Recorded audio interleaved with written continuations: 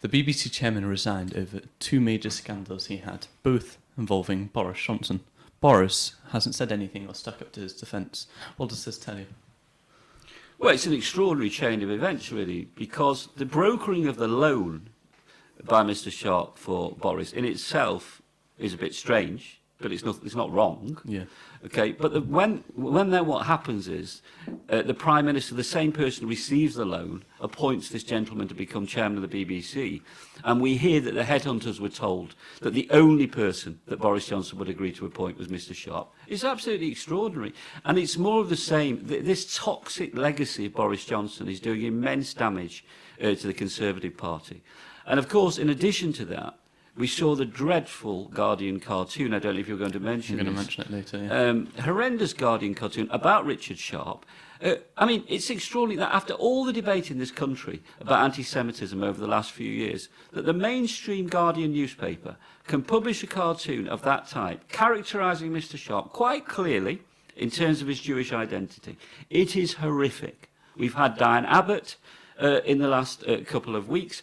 We know we've got the anti-Semitism in the local Conservative Party, and all I would say is that this highlights the fact that anti-Semitism remains a major problem in British society. I think a few years ago, many of us have become incredibly complacent in believing that the Jewish community in Britain was accepted, it was fine, it was secure, and didn't have any major problems. Anti-Semitism was almost a thing of the past. It is absolutely clear to me, based on what we've seen in the last few weeks, let's get to the next question. It's shocking. Yeah, so just but on Richard Sharp, it's Boris absolutely Johnson. clear he had to resign.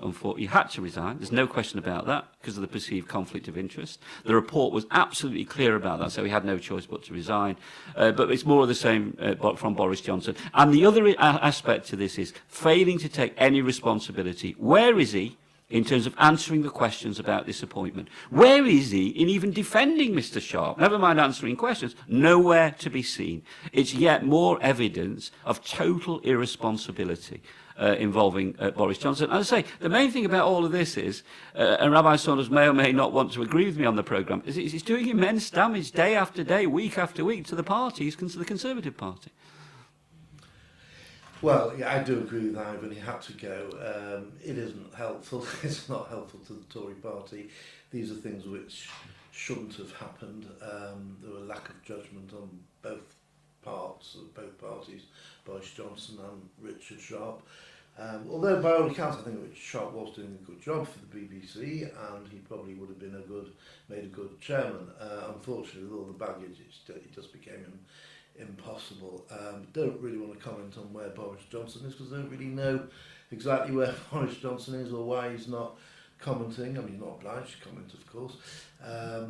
He's not obliged to comment, but it does tell him about his character. Well, he may come out. Did you see here? He may come out. It's a bit late with for that, isn't it? Statement. I don't know. I don't really want to get involved in that, but yeah, it was the right thing for him to resign, and I agree with Ivan about the anti-Semitism, the awful cartoon in the Guardian.